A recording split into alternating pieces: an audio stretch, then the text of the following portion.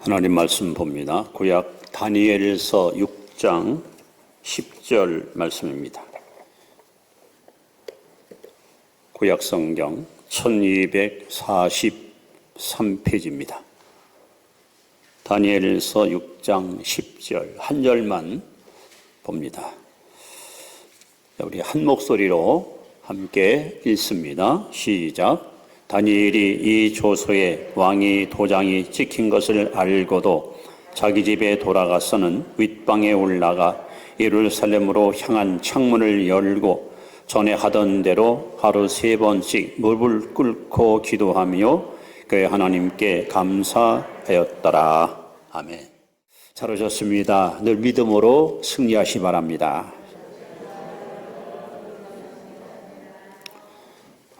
우리가 사는 이 시대를 가리켜서 자아중심 시대 혹은 에고이즘 시대 그렇게들 표현을 하고 있습니다. 대부분의 많은 정신과 의사들이 이런 말을 주장합니다. 현대인들의 절반 이상이 자폐증 증세를 갖고 산다. 여러분 자폐증이라는 병 들어보셨습니까? 오티즘이라는 그 병인데 한마디로 말하면 외부와의 접촉을 끊고 자기만의 세계 속에 파묻혀서 몰입하고 사는 사람, 이웃도 없고 친구도 없고 홀로 자아 속에 파묻혀서 스스로 인생을 즐기는 이것을 자폐증이라는 병이라고 이렇게 명하고 있습니다. 오늘 이 코로나 때문에 더군다나 이 외부 활동이 많이 제약을 받고 있고 또 인간관계도 이렇게 녹록치 못함으로 인해서 많은 사람들이 답답한 하루하루를 보내오고 있고 지금도 그렇게 보내고 있습니다. 그러나 우리는 빛의 자녀입니다. 에베소 5장 8절에 보시면 너희가 전에는 어둠이더니 우리가 예수 믿기 전에 구원받기 전에 우리는 어둠의 자식이었습니다. 그러나 이제는 주 안에서 빛이라. 우리는 그리스도 예수로 말미암아 이제는 어둠의 일을 벗어버리고 빛의 자녀가 되었습니다. 그렇다면 우리는 주님의 명령대로 어두운 세상을 밝히는 빛의 역할을 수행해야 됩니다. 그러기 위해서 우리가 해야 할 중요한 일이 있습니다. 그것이 뭐냐? 창문을 열어야 됩니다. 여러분 방 안에 커튼을 쳐놓고 방이 어둡다고 말하는 사람이 있으면 그건 참 어리석은 사람입니다. 커튼을 제끼고 창문을 활짝 열면 신선한 공기가 흡입돼 가지고 방 안 공기가 얼마나 여러분 깨끗하고 정화됩니까? 오늘 우리는 이 좋은 계절, 만물이 생동하는 이 아름다운 계절에 움츠렸던 여러분의 신앙이 다시 생기를 얻고 또 답답했던 여러분 마음속에 다시 새로운 공기를 흡입해서 우리의 신앙생활이 활기를 되찾고 행복을 노래하는 그런 복된 은혜의 시간 될 수 있기를 주 여러분을 먼저 축원을 드립니다. 자, 여러분 안에 있는 이 빛이 제대로 그 역할을 수행하려면 우리가 해야 할 중요한 일이 있는데 그것이 바로 창을 여는 거예요. 여러분 성도가 교회가 반드시 열어야 될 창문이 있습니다. 성경을 찾아보니 4개의 창이 등장하는데 오늘 여러분의 이 말씀을 들으면서 3월이 가기 전에 또 오늘 이 시간을 여러분이 중심을 삼고 좀 창문을 활짝 열고 좀 희망찬 미래를 향해서 전진하는 복된 성도들이 되시길 바랍니다. 자, 우리가 꼭 열어야 될 첫 번째 창문은 뭘까요? 오늘 우리가 읽은 다니엘에서 6장 10절 말씀 우리 다시 한번 본문 말씀을 다시 한번 우리 한번 이 시간 읽도록 하겠습니다. 자, 시작. 다니엘이 이 조서에 왕이 도장이 찍힌 것을 알고도 자기 집에 돌아가서는 윗방에 올라가 예루살렘을 향한 창문을 열고 전에 하던 대로 하루 3번씩 무릎을 꿇고 기도하며 그의 하나님께 감사하였더라. 우리가 첫 번째 반드시 열어야 될 창이 있습니다. 이것은 하나님을 향해서 열어야 됩니다. 이것이 바로 기도의 창입니다. 자, 오늘 다니엘이가 여기 성경 보면 창문을 열고 기도했다 이게 써 있죠. 한번 이 역사적인 배경을 여러분들이 좀 이해할 필요가 있습니다. 바벨론 나라가 무너지고 메데와 페르시아 왕국이 새롭게 세워집니다. 그 왕이 다리오라는 왕이었습니다. 이 나라가 얼마나 땅이 큰가, 120도나 되는 엄청난 땅을 지배했던 나라입니다. 나라가 크다 보니까 나라를 총괄하려니 그래서 다리오 왕은 총리를 3명을 임명합니다. 근데 다니엘은 우리가 알다시피 이방인이고 2명의 총리는 원주민입니다. 근데 원래 다니엘이가 하나님이 함께 하시고 성령 충만하고 정직하고 성실하기 때문에 다리오 왕이 그를 철저히 신뢰한 나머지 전 국토를 총괄하는 수석 총리로 그를 임명을 하게 됩니다. 그랬더니 나머지 2 총리와 대신들이 모여가지고 다니엘을 시기합니다. 아니, 저자는 이방인이고 포로로 잡힌 유대인인데 어찌 원주민을 밀어내고 저자가 수석 총리가 되느냐? 야, 뒷조사해봐. 틀림없이 비리가 있을 거야. 그래서 뒷조사를 합니다. 뭔가 하나 끄트러기 잡으면 다니엘을 탄핵하려고. 그러나 아무리 털어도 먼지가 나오질 않아. 아무리 뒤져도 아무런 실수와 허물이 없어요. 이렇게 깨끗할 수 있을까? 이렇게 정직할 수 있을까? 그래서 그들은 머리를 맞대고 어떻게 하면 올무를 메어 다니엘을 죽게 할까 하다가 다니엘을 보니까 늘 뭔가 엎드려서 중얼중얼하고 기도하는 것을 알게 됩니다. 옳지. 우리가 저것을 이용하자. 그래서 그들은 엉터리 법을 하나 만듭니다. 그리고 왕한테 와서 폐하는 신중의 신이고 왕중의 왕이십니다. 폐하의 은덕으로 우리는 이렇게 태평세월을 누리고 살아가고 있습니다. 폐하, 앞으로 1달 동안 폐하 외에 다른 신이나 다른 누구에게 기도하는 자가 있으면 사자굴 속에다가 집어넣어 그를 사자벌을 만들기 원합니다. 왕은 자기를 높여주고 자비를 경비하는 대신들의 말을 듣고 도장을 땅 찍어서 법령을 공포합니다. 그리고 오늘 성경은 이렇게 증언합니다. 다니엘이 이 조서에 왕의 도장이 찍힌 것을 알고도, 무슨 얘기예요? 도장을 찍고 공포하는 순간부터 기도를 못하는 거야. 기도하다 잡히면 사자굴 속에다 집어넣어요. 다니엘 그걸 알아요. 기도하면 죽는 걸 알아요. 기도하면 사자굴 떼는 걸 알아요. 알고도 자기 집에 돌아가서는 윗방에 올라가 예루살렘 향한 창문을 열고, 여러분 보통 사람 같으면 겁이 나고 두려워서 창문을 닫아놓고 커튼을 제키고 이불을 뒤집어 쓰고 몰래 기도할 거예요. 그러나 다니엘은 주저하지 않고 오히려 창문을 활짝 열어놓고 하나님을 향하여, 성경이 뭐라 써 있습니까? 전에 하던 대로. 그러니까 갑자기 기도한 것이 아니고 항상 다니엘은 하루 3번씩 하나님 앞에 습관적으로 기도했다는 거예요. 전에 하던 대로 하루 3번씩 무릎 꿇고 기도하며 하나님께 감사하였더라. 오늘 우리에게 이러한 믿음이 필요합니다. 이런 용기가 필요합니다. 사람 눈치 보고 사람이 두려워서 여러분 움츠려 들고 그렇게 여러분 비굴한 신자가 되지 마세요.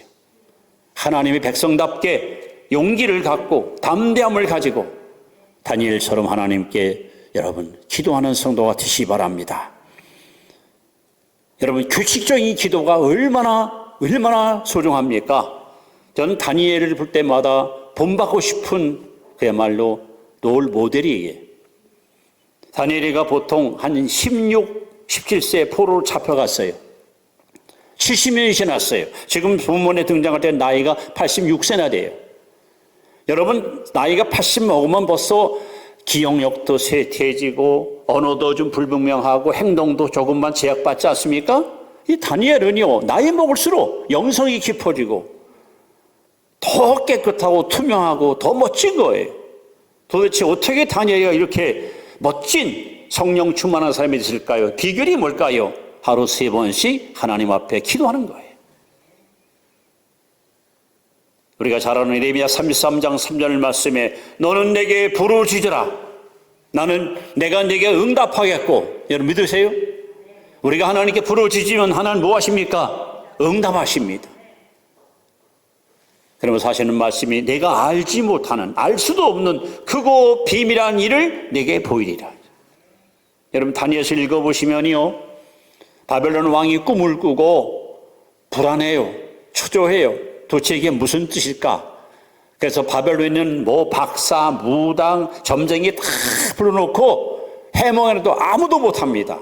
그러나 기도의 사람, 성령의 사람 다니엘이 왕이여 왕께서 하나의 큰 신상을 보았나이다. 오, 맞다.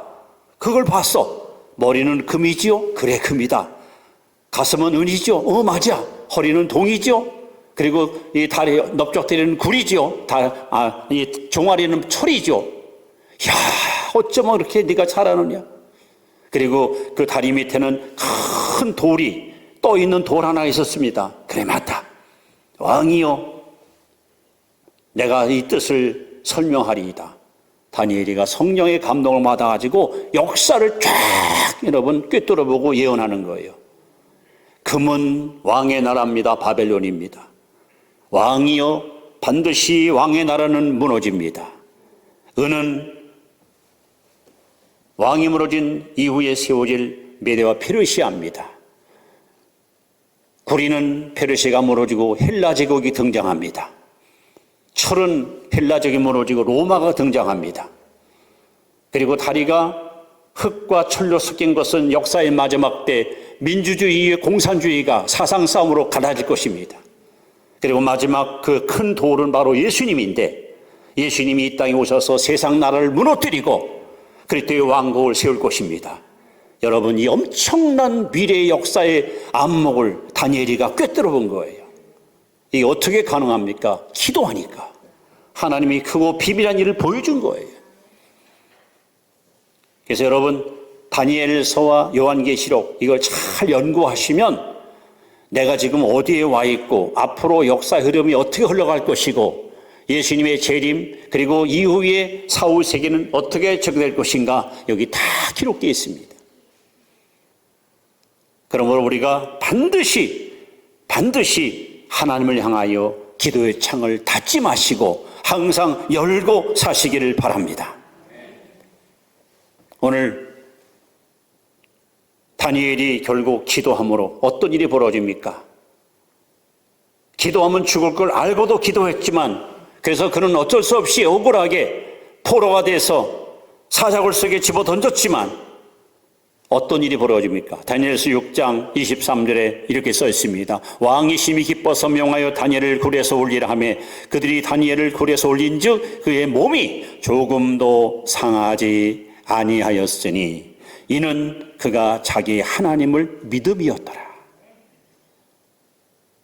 놀랍게도 기도했더니 사자굴이 천사굴로 바뀌었어. 사자굴 속에 천사가 나타나서 다니엘을 눈동자를 지켜주시고 머리털 하나 상하지 않도록 보호해 주었습니다.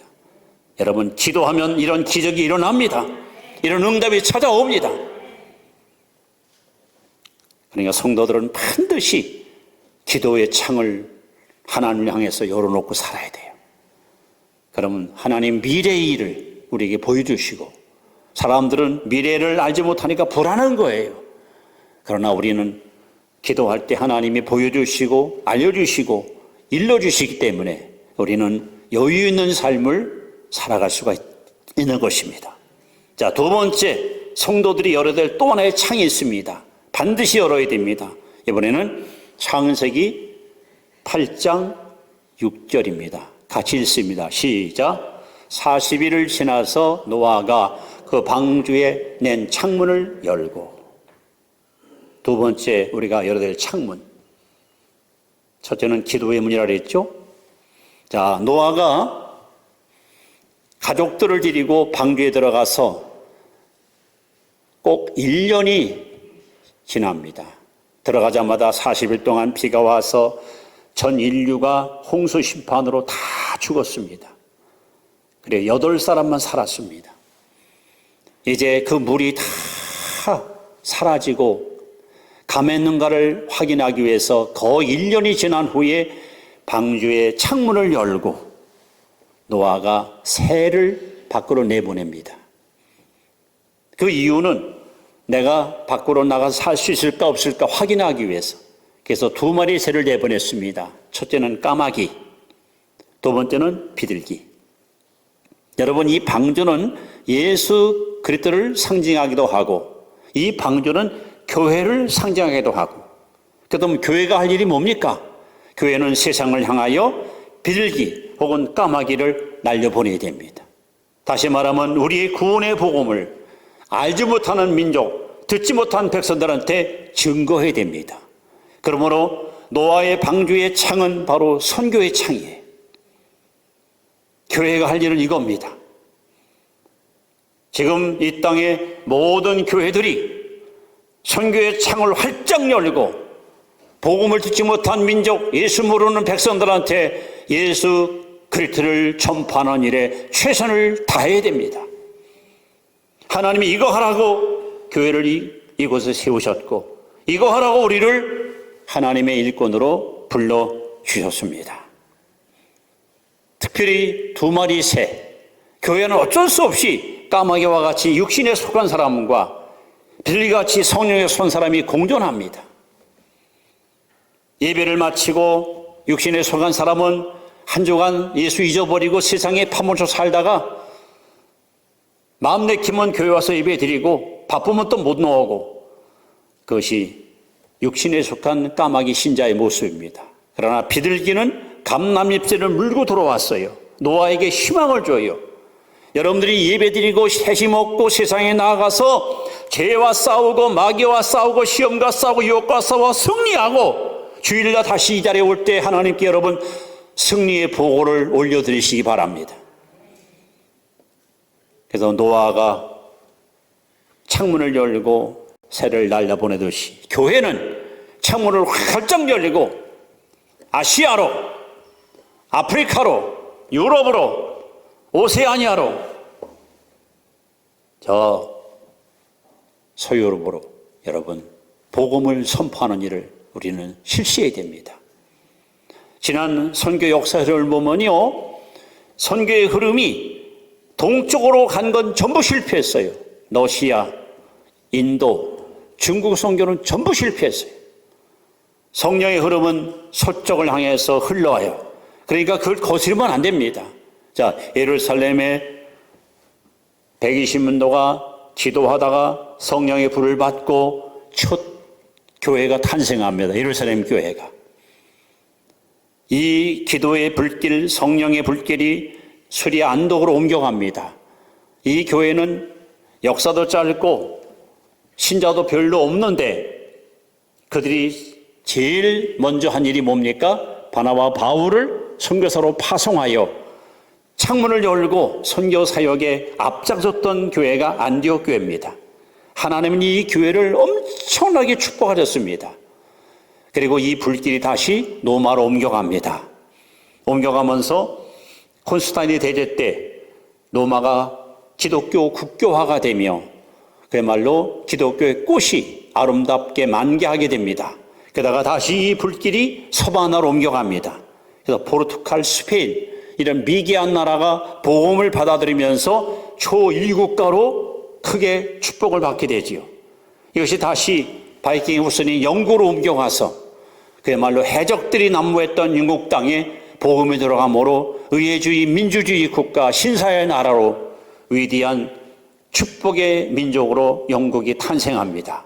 그리고 메리오 왕 때 자유의 신앙을 찾아 떠난 청교도들을 위해서 아메리카 대국 미국에 복음이 들어가고 그 꽃이 피어 1884년 4월 5일 날 오늘날 인천 이 제물포에 언도도 아펜젤러 선교사가 한국에 입항하면서 대한민국의 선교의 꽃이 피기 시작하고 오늘 이 성령의 불길이 이제 앞으로 이 동남아시아를 지나 다시 예루살렘으로 돌아가면 주님 재림합니다. 하나님의 역사는 이렇게 서쪽을 향해서 선교의 방향이 시계를 가리키는데, 지금 이 땅에 하나님께서 성령으로 함께 하심으로 이 나라가 이처럼 엄청난 복을 우리가 누리고 있고 이 복을 받고 있는 거예요. 그렇다면 한국교회 할 일은 자명합니다. 도시교회건 농촌교회건 개척교회건 모든 교회가 창문을 열고 선교하는 일에 앞장서서 예수님의 거룩한 명령을 따라 복음을 증거할 때 하나님께서는 모든 교회를 귀하게 아름답게 붙들어 쓰실 것입니다. 여러분, 선교는 하나님의 뜻입니다. 디모데전서 2장 4절에 보시면 하나님은 모든 사람이 구원을 받으며 진리에 이르기를 원하시느니라. 하나님의 소원이에요. 선교는 예수님의 명령입니다. 마가복음 16장 15절에 보시면 너희는 온 천하에 다니며 만민에게 복음을 전파하라. 주님의 명령입니다. 교회는 이 명령에 복종해야 됩니다. 여러분, 선교는 성령의 목적입니다. 사도행 1장 8절 말씀에 오직 성령이 너희에게 임하시면 너희가 권능을 받고 예루살렘과 온 유대와 사마리아와 땅까지 이르러 내 증인되리라 하시니라. 왜 성령이 이 땅에 오셨습니까? 왜 성령을 주셨습니까? 땅끝까지 이르러 증인되라고 성령을 이 땅에 보내셨습니다. 그러므로 우리는 선교의 창을 활짝 열고 이 귀한 구원의 소식을 모든 백성에게 증거하고 전파해야 됩니다. 그래야 하나님께서 교회를 더 귀하게 쓰시고 여기에 동참한 여러분에게 한없는 축복을 부어주시는 것입니다. 자, 세 번째 우리가 또 열어야 할 창이 있습니다. 그 창은 무엇일까요? 여호수아 2장 18절 말씀입니다. 같이 읽습니다. 시작. 우리가 이 땅에 들어올 때에 우리를 닫아내린 창문에 이 붉은 줄을 매고 내 부모와 형제와 내 아버지의 가족을 다 내 집에 모으라. 여리고성에, 저주받은 성에 비천한 여자가 한 명 있었습니다. 라합이라는 여자입니다. 성경에 보면 이 여자는 기생이로 써 있어요. 기생, 정확히 말하면 매춘부, 창녀, 몸 팔고 웃음 팔고 술 파는 여자. 이스라엘 정탐꾼 두 사람이 예루성에 들어갔다가 발견되면 죽음을 당하잖아요. 근데 기생 라합이 목숨 걸고 이 정탐꾼 두 사람을 숨겨줍니다. 누가 빌고 했지요? 병사가 몰려와서 야 나합아, 너 집에 정탐꾼 들어온 걸 내가 보았다. 나합이 나가서 맞습니다. 제 집에 왔었습니다. 근데 뒷문을 타고 저 산으로 도망갔습니다. 자기 2층 흠이 든 곳에다가 숨겨놓고 그러면 목숨 걸고 이 정탐꾼을 보호한 거예요. 그래서 이 두 사람을 살렸습니다. 그러면서 하는 말이 나는 비록 기생이지만 나는 매춘부지만 당신들의 하나님이 애굽에서부터 행하신 모든 수종을 내가 들었습니다. 이 성은 조만간에 반드시 무너집니다. 반드시 심판받습니다. 그때에 내가 당신들한테 선대를 뵀으니 우리 가족을 살려주시오. 우리 가족을 제발 좀 구해주시오. 그랬더니 그래 좋다. 우리가 여리고성을 쳐들어와서 이 성을 함락시킬 때 너희 집 창문에다가 붉은 줄을 매달아라. 그러면 너희 집인 줄 알고 우리가 너희 가정을 지켜주겠다. 그래서 기생 라합이 창문을 열고 붉은 줄을 매달아놨어요. 이것은 어떤 줄입니까? 가족을 향한 창이에요. 가족 구원을 향한 창, 구원의 창. 얼마 후에 여리고성이 무너지지요. 이스라엘 백성이 쳐들어와서 여러 백성들을 침몰시키는데 저 창문에 붉은 장이 달린 집에는 절대 해하지 말고 그 가족을 모두 살려내라. 기생 라합의 믿음은 결국 가족을 전부 구원시켰어요. 여리고성은 가장 비천한 신분, 가장 무시당하는 매춘부였던 기생 라합이 이렇게 하나님을 섬기고 하나님의 사람들을 살렸더니 하나님이 이 가정을 구원시킴으로 어떤 결과가 따라옵니까? 여러분, 라합은 보아스를 낳았고, 보아스는 오벳을 낳았고, 오벳은 이새를 낳았고, 이새는 다윗을 낳았어요. 즉 기생 라합은 다윗의 증조모야. 비천한 매춘부가 믿음 하나 가지고 자기 집안을 명문 가문으로 우뚝 세운 거예요. 사도행전 16장 31절에 주 예수를 믿으라. 그러면 너와 네 집이 구원을 얻으리라. 여러분 가정의 창문을 열고 가족들을 구원시켜야 됩니다. 여러분의 믿음이 여러분 가족들을 모두 구원 얻도록 그들을 진리 가운데 이끌어 가야 됩니다. 기생 라합의 이 순수한 믿음이 자기 식구 온 가족을 살린 것처럼 우리가 우리 가정의 구원을 위해서 여러분 창문을 열고 하나님 앞에 믿음으로 나아갈 때 성경대로 주 예수를 믿으라. 그러면 너와 네 집이 구원을 얻으리라. 그래서 나만 아니고 가족 모두가 다 구원받고 하나님의 자녀가 돼서 여러분 가정에 천국을 이루는 이런 영적인 축복이 넘쳐나기를 바랍니다. 그런데 여기서 중요한 것이 바로 붉은 줄이에요. 붉은 줄. 노아의 방주를 지을 때에 안과 박으로 역청을 칠했어요. 역청이라는 말은 카파르라는 히브리어인데 속량하다 이런 뜻이에요. 역청을 바르지 않으면 물이 새 들어와서 배 안에도 위험합니다. 바로 이 역청은 예수의 피를 상징합니다. 이스라엘 백성들이 애굽에서 해방 얻을 때에 고센 땅에 사는 이스라엘 백성들 문설주에다가 어린 양 예수 피를 갖다가 발랐더니 6월 재앙이 넘어갑니다. 그러나 피가 없는 집에는 그 집 아들, 큰 아들이 다 죽었습니다. 그렇습니다. 여러분의 가정을 구원시키는 유일한 구원의 근거는 십자가의 피입니다. 나도, 우리 아빠도, 우리 어머니도, 우리 형제도 십자가 피를 통해서 죄사함 받고 구원받아 하나님의 자녀가 될 수 있습니다. 그러므로 포기하지 마시고 여러분 창문을 열고 가족 구원을 위해서 하나님 앞에 믿음으로 나아가십시오. 반드시 여러분의 가정을 예수님의 보혈피로 깨끗이 씻어 온 가족이 하나님을 섬김으로 매춘부였던 이 기생 라합의 집안이 명문 가문으로 탄생한 것처럼 여러분의 가정도 신앙의 명문 가정으로 우뚝 세워질 수 있기를 바랍니다. 자, 네 번째 우리가 꼭 열어야 될 또 하나의 창문이 있습니다. 이 창문은 어떤 창문일까요? 구약성경 아가서 5장 2절 말씀 같이 읽습니다. 시작.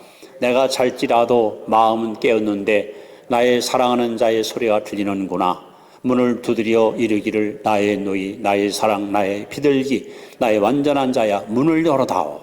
내 머리에는 이슬이, 내 머리털에는 밤이슬이 가득하였다 하는구나. 자, 이번에 이 창은 자신을 향한 창이에요. 한마디로 마음의 창. 여러분, 아가서에 등장하는 솔몬 왕과 슐라미 여인의 이야기, 이것은 바로 예수 그리스도와 교회의 이야기입니다. 솔로몬 왕은 1,000명의 후궁이 있어요. 그런데 대부분의 후궁들이 나라의 공주들이에요. 공주. 전략적으로 결혼한 거예요. 1,000명의 여자들이 항상 눈만 뜨면 사방에서 몰려옵니다. 폐하 평안하십니까? 폐하 저 좀 봐주세요. 폐하 저 머리 이쁩니까? 이 옷은 어떤가요? 그런데 솔로몬 왕의 마음을 훔친 사람이 딱 한 명이 있어요. 어느 날 민정시찰을 나갔던 솔로몬이 한 시골가 사과밭에서 농사지는 얼굴이 가마잡잡한 여자를 하나 만났어요. 이 여자 이름이 술람이에요. 왕이 이 여자한테 마음을 뺏겼어요. 그래서 오늘 아가서 5장에 보시면 한밤중에 혼자 궁궐을 빠져나와 이 여자의 집을 찾아갔어요.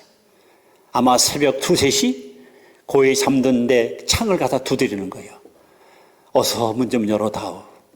너 보고 싶다. 나 너 보고 싶어서 안달이나 달려왔다는 거예요. 여러분, 오늘도 우리 예수님은 계시록 3장 20절에 볼지어다 내가 문 밖에 서서 문을 두드리노니 누구들이 내 음성을 듣고 문을 열면 내가 그에게로 들어가 그는 나와 더불어 먹고 나는 그와 더불어 먹으리라. 여러분, 예수님의 소원이 있습니다. 예수님은 여러분 안에, 여러분 마음에 들어오셔서 나와 동거하기를, 나와 연합하기를 원하십니다. 그냥 단순히 주일날 교회 와서 예배 드리고 주님 예배 잘 드렸습니다, 안녕히 계세요, 그런 관계가 아니라 나와 뗄 수 없는 밀접한 관계를 맺고 연합하기를, 동거하기를, 하나 되기를 원하십니다. 그러므로 여러분, 나 자신을 향하여 마음의 문을 열어야 됩니다. 그리고 다른 것 안 됩니다. 오직 예수 그리스도 이 한 분만 마음에 여러분 모시고 이분과 로맨스를 즐기고 데이트를 즐기고 이분과 함께 한 걸음 한 걸음 동행하는 삶을 살아가시길 바랍니다. 만약에 여러분들이 예수 그리스도가 아닌 다른 것들, 쾌락, 이성, 명예, 돈 이런 것들을 여러분 자꾸 마음에 주워 담으면 우리 주님은 굉장히 섭섭해하시고 마음 아파하십니다. 1000명의 후궁 가운데 솔로몬 마음을 뺏어간 여자는 오직 하나, 시골에 있는 가마잡잡한 술람이라는 여자예요. 오죽하면 왕이 체면이고 뭐고 다 내튕기고 새벽에 홀로 여인의 집에 와 창문을 두드리며 문을 달라고 해절하겠습니까? 오늘 왕정의 왕이신 예수님께서 저와 여러분의 마음문을 두드리면서 문 좀 열어다오, 문 좀 열어다오 하고 간곡하게 여러분 지금 호소하는데 어찌 여러분 마음문을 닫아놓고 그분을 여러분 박정하게 대하시려고 합니까? 마음은 여십시오. 그분을 여러분 모셔드리십시오. 그분과 함께 동행하시고 동거하십시오. 이것이 진정한 신앙인의 멋진 모습입니다. 바울의 고백처럼 이제는 내가 사는 것이 아니요 오직 내 안에 예수께서 사는 것이다. 이 신앙 고백이 여러분의 고백이 되기를 바랍니다. 성도와 열어야 될 창이 4가지가 있습니다. 첫째는 하나님을 향하여 기도의 창, 반드시 열어놓고 사십시오. 둘째는 세상을 향하여 선교의 창, 이 구원의 복음을 세상에 증거하십시오. 셋째는 가족을 향하여 구원의 창, 여러분 예수 믿으면 나만 믿으면 안 돼요. 가족들 반드시 구원받아야 됩니다. 넷째는 자신을 향하여 마음의 창, 그래서 왕중의 왕인 예수를 마음에 모시고 그분과 연합하십시오. 자, 이제 말씀을 이렇게 마무리합니다.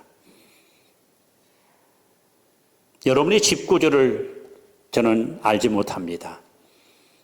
근데 창이 많은 집은 밝고 공기가 아무래도 맑습니다. 폐쇄된 공간보다는 창이 있는 집이 훨씬 더 밝고 깨끗할 겁니다. 여러분, 이 좋은 봄날 여러분 창문을 활짝 열어서 내 안에 있는 소위 그 가스, 이걸 좀 뽑아내십시오. 내 안에 있는 탄산가스를 갖다 다 여러분 죄악의 탄산가스를 다 밖으로 여러분 내뱉으십시오. 그리고 하나님이 우리에게 주시는 신선한 성령의 산소를 갖다가 흡입하십시오. 여러분 마음껏 마시십시오.